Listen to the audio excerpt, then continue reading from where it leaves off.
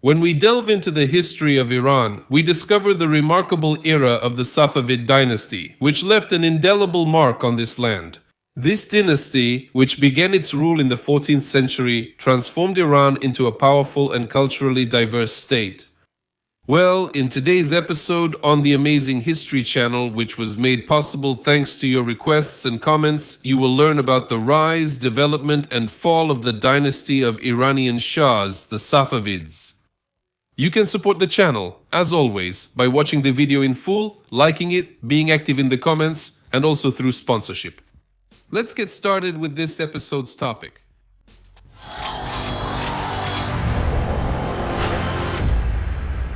The Safavid dynasty emerged long before its rise in the 16th century. It was named after its founder Sheikh Safi, who led a Sufi dervish order in Ardabil, which was called the Safaviya after him. He enjoyed great authority as a murshid among his numerous murids from all walks of life, and the fame of his holiness spread far beyond Asia. His successors significantly increased the number of followers of the order. Sheikh Safi himself was apparently a Sunni, but his descendants adopted Shiism, which at that time was widespread among the people.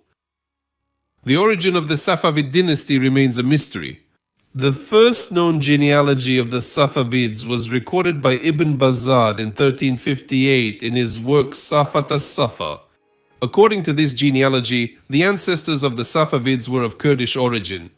However, the founder of the Safavid dynasty himself, Safi, is repeatedly described as a Turkic saint in this work. Some researchers reject the idea of the Turkification of Ardabil during the lifetime of Safi, while others disagree with the former regarding the timing of this Turkification. But they suggest that in this context, the word Turk does not mean ethnic affiliation, but rather has a symbolic meaning associated with beauty and the beautiful, as is often found in Persian poetry. Modern researchers tend to believe that the first sheikhs of the Safavid order spoke the Persian dialect of Gilan, in which Safi poems were written. There is also a suggestion that Safi might have used both Persian and Turkic languages in his poetry. In addition, he was fluent in the Turkic dialect characteristic of Azerbaijan. But let's leave these debates to the ethnographers and return to history. Very soon, the influence of the Safavids began to threaten the rulers of Azerbaijan. In the mid-15th century, the Padishah of Karakoyunlu, Jihan Shah, forced the head of the order, Sheikh Junaid, to leave his state. Together with a group of murids, Junaid first went to Asia Minor and then to Syria, which was controlled by the Egyptian Mamluks. He lived here for several years, but then was forced to move to the north of Asia Minor, to the shores of the Black Sea. He even dreamed of capturing Trebizond, which at that time was under Byzantine control, but the siege ended in failure. Eventually, with 20,000 armed murids under his command, Sheikh Junaid went to Kurdistan, which was under the rule of the Turkmen tribal confederation Akkoyunlu. Sheikh Hadisha Uzun Hasan allowed Junaid to settle in Diyarbakir and even gave his sister in marriage to him. However, in March 1460, during one of his campaigns in Dagestan, Sheikh Junaid was defeated by Shirvanshah Khalil Ullah and died on the battlefield. Under Junaid's son, Sheikh Haydar, the Safavid territories expanded significantly, and his armed groups, the Warriors for the Faith, became more organized. Instead of the traditional Turkmen hats, Haydar ordered his murids to wear a turban with 12 red stripes symbolizing the 12 Shia imams. Because of this, his followers began to be called Kizilbash, which can be translated as redheads. In 1488, Sheikh Haydar led a campaign against Shirvanshah Farukh Yassar, defeating Shamku and besieging the Shirvanshah in Gulizla. However, help unexpectedly came from the Akkoyunlu Padishah Yaqub. In July, the united army of the enemies defeated the Kizilbash, and Sheikh Haydar was killed. Yaqub captured Ardabil and other Safavid possessions. However, soon the new ruler of the Akkoyunlu, Rustam, restored the independence of the Safavids and returned their capital, Ardabil, to Haydar Ali, the son of Haydar. Later, he began to fear the rapidly reviving power of the Safavids and sent troops against them. Ali died in 1494 fighting against the superior forces of the Padishah, and before his death he appointed his younger brother Ismail as his heir. Ismail's fate was truly full of changes and challenges. He began his rule as a wandering and homeless sheikh, but in the end he became the ruler of a vast empire. Starting with the conquest of the Shirvanshah state, he successively defeated the Ak Koyunlu Empire and captured Tabriz, at the same time taking the title of Shah and establishing Shi'ism as the state religion. Thus, under Ismail, the Safavid state was formed, which lasted for more than 200 years. By the end of 1503 Fars, most of Persian Iraq and the city of Shiraz had come under the control of the Safavids. Isfahan, Kashan and Qom. Then Armenia and Kurdistan were conquered, and in 1508 the Safavids captured Baghdad and Arab Iraq. In 1510 Ismail won a victory over the Uzbek Khan Shaybani near Merv. After this victory, the Safavid state included all of Khorasan and territories up to the Amu Darya River. However, after Ismail's death, the conquest campaigns ceased. During the reign of Ismail's son, Tahmasp, heavy wars with the Ottoman Empire began. As a result of these conflicts, control over Baghdad and most of Iraq was lost. After Tahmasp's death in 1576, strife and conflicts began in Iran among various groups of Qizilbash nobility. At first, they put Shah Ismail II on the throne, whom his father had kept imprisoned for 20 years, but he was poisoned. Then the emirs of the Qizilbash tribes proclaimed Tahmasp's eldest son, Muhammad, as Shah, who was also known as Kudabada, which means servant of God. He was practically blind, soft-hearted, and incapable of governing the state. All decisions were made for him by his powerful wife, Khair Anisa Begi. Immediately after the coronation, which took place in February 1578, she ordered the execution of her husband's sister, whom she unjustifiably saw as a rival, and the one-year-old son of Ismail II. As stated in the historical chronicle Askan o Tavarik, from the very first days she took state and royal affairs into her own hands with full majesty and independence. On the ground, however, the unchecked power of the Qizilbash emirs was established. The country, in fact, ended up divided between the leaders of the Qizilbash tribes, who paid little attention to the center and governed the regions at their own discretion. Muhammad Kudabada held the title of Shah only nominally. The Persian historian Iskandar Munshi describes how the Safavid Shah, seeking to satisfy the needs of his army and nobility, spent enormous sums from the state treasury.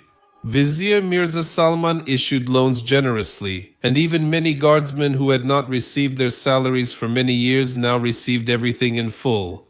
In the end, the treasury was depleted, including the jewels acquired over the past 15 years. Iskandar Munshi also points out that internal strife and intertribal conflicts weakened the Shah's rule, and external and internal enemies began their offensive against the Safavid Empire. The Kurds from Salmas and Tasuj in Astara, capturing Koy and Urmia. In 1578, the Turkish Sultan Murad III also started a new war against Iran and invaded with a huge army. Internal strife prevented the Qizilbash emirs from dealing with their enemies, and they suffered defeat. The Turks occupied Georgia and Shirvan. However, later the Shah's son, Hamza Mirza, led a new army that defeated the Crimean Tatars in Shirvan.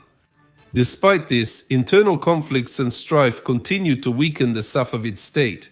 Often, the cause of these disputes was the Shah's wife, Khair Anisa Begim. In July 1579, as a result of a conspiracy by the emirs, she was strangled. However, the conflicts did not stop after that. Meanwhile, in 1585, a new Turkish army led by Osman Pasha invaded Azerbaijan. In September, the Turks approached Tabriz and captured it immediately. The city was looted, many buildings were destroyed, and the magnificent Juma mosques were turned into piles of stone and ashes. A large number of residents were killed. Due to a lack of provisions, Osman Pasha left the half-ruined city in October, but a Turkish garrison remained in the fortress. At this time, the Turkmen tribes rebelled. The Shah's son, Hamza Mirza, barely managed to suppress their uprising. A short time later, this active prince was killed by his barber, who had been sent by one of the rebels. The Shah's heir was the 13-year-old Abu Talib Mirza, but most of the Kizilbash tribes did not recognize him, and in 1587 sided with the Khorasan emirs, who put forward another son of Muhammad Qudabad, Abbas Mirza, as Shah. Shah Muhammad was abandoned by his army and soon died. Abbas made considerable efforts to restore order in the country. Shah, the one who devoted himself to the state. However, after his death in 1629, the Safavid dynasty faced the problem of lacking worthy successors capable of continuing his policies. Among Abbas's 4 sons, the eldest was executed, 2 were blinded, and the 4th died. The Shah declared his grandson Safi as the heir to the throne, but he turned out to be an ineffective ruler, spoiled and cruel. Iran's foreign policy situation was also unstable. Abbas was captured by the great Mughal Shah Jahan Tefeh. The war with the Turks resumed, and they captured Yerevan, Tabriz, and Baghdad. In 1639, according to the Istanbul Peace Treaty, some territories were returned to Iran, but Arab Iraq with Baghdad remained under Turkish control. In the following years, during the reign of Safi's successor Abbas II and his son Suleiman, signs of weakening of the Safavid state began to appear. Internal problems, corruption, the influence of the harem, the sale of government positions, and the weakness of the army led to a deterioration of the situation. The state apparatus became ineffective, and the Iranian army was unable to cope with the raids of the Uzbek Khans. However, the final collapse of the Safavid state occurred during the reign of Shah Hussein, who came to power in 1694. He was an unintelligent, weak-willed, and unremarkable man. Hussein turned out to be a completely inept ruler. Neglecting state affairs, Hussein spent entire days either in the harem or in the mosque, for which he was mockingly nicknamed Mullah. At the request of his advisors, the Shah doubled the taxes. But there was still a catastrophic shortage of money, since most of it was being embezzled. The troops' salaries were paid irregularly, so even the guard cavalry didn't have enough to get by. They didn't have horses and accompanied the Shah riding donkeys or mules. Strong dissatisfaction with the Shah prevailed in all layers of society. In the early 18th century, Iran was shaken by numerous uprisings. In 1711, unrest began in Dagestan and spread to Azerbaijan. But an especially powerful uprising began on the eastern outskirts of the Safavid state, in a region inhabited by Afghan tribes. The ruler of Kandahar under Hussein was the cruel Gurgan Khan. His numerous abuses caused outrage among the warlike Afghan tribes. They killed Gurgan Khan and captured Kandahar. In the following years, Iranian troops tried 3 times to retake the city and were defeated 3 times. In 1716, the Afghan tribe of Abdali rose up and Herat came under their control. These events were a harbinger of the terrible Afghan invasion that broke out in the 1720s. In January 1722, an Afghan army of 20,000 men captured and devastated Kerman and then moved on to Isfahan. On March 8, near the village of Gulnabad, the Afghans defeated the Shah's army of 50,000 that had come out to meet them. Then they besieged the Shah and the remnants of his army in Isfahan. In June, Prince Tahmaz Mirza, the son of Hussein, broke through the enemy encirclement to the north of the country, to Mazandaran, to gather forces there to fight the invaders.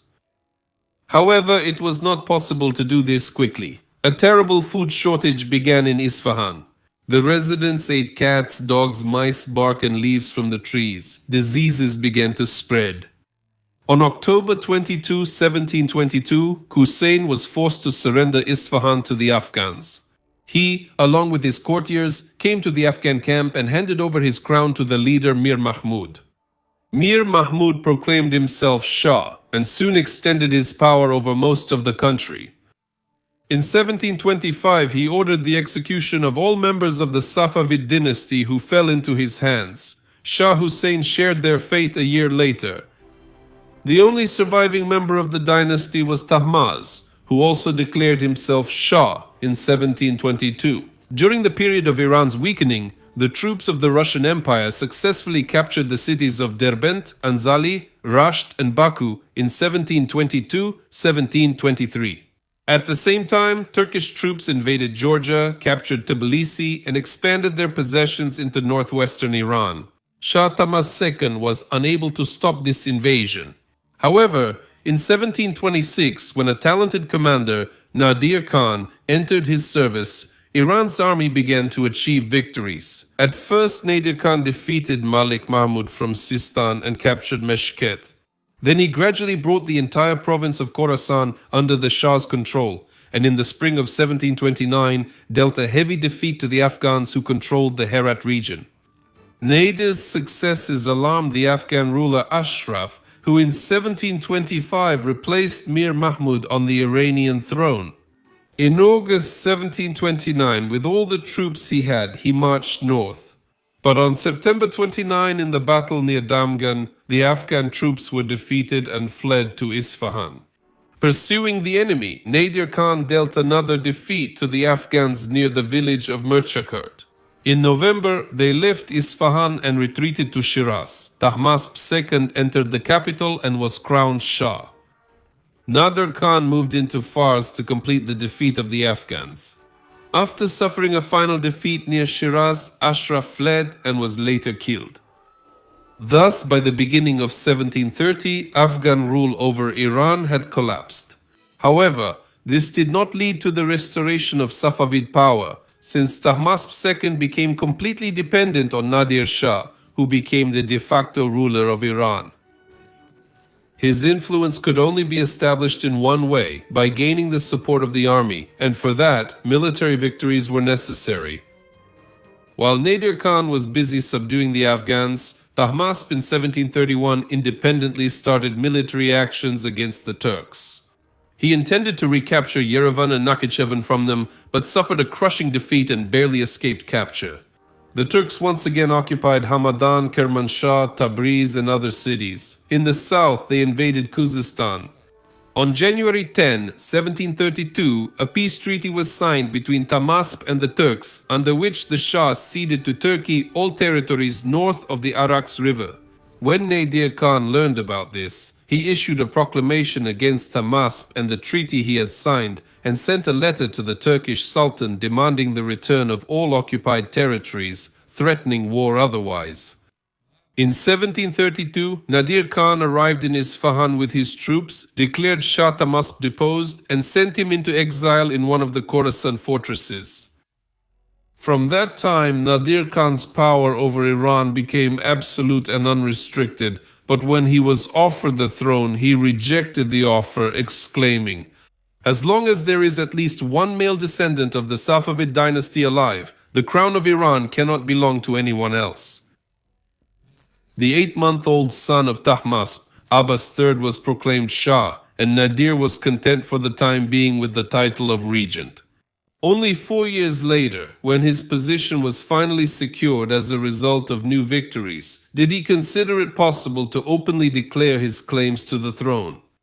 In January 1736, by order of Nadir Khan, a council of Iranian nobility was convened, attended by about 20,000 people.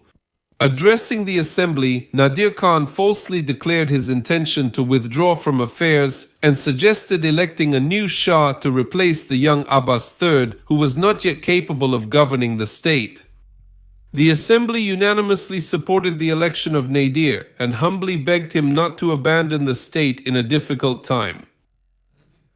He refused at first, but then allowed himself to be persuaded and was crowned with the Shah's crown.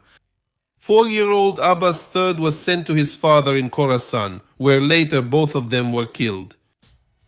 Thus ended the history of the Safavid dynasty. That's all. Thank you for watching and see you in the next video. Bye.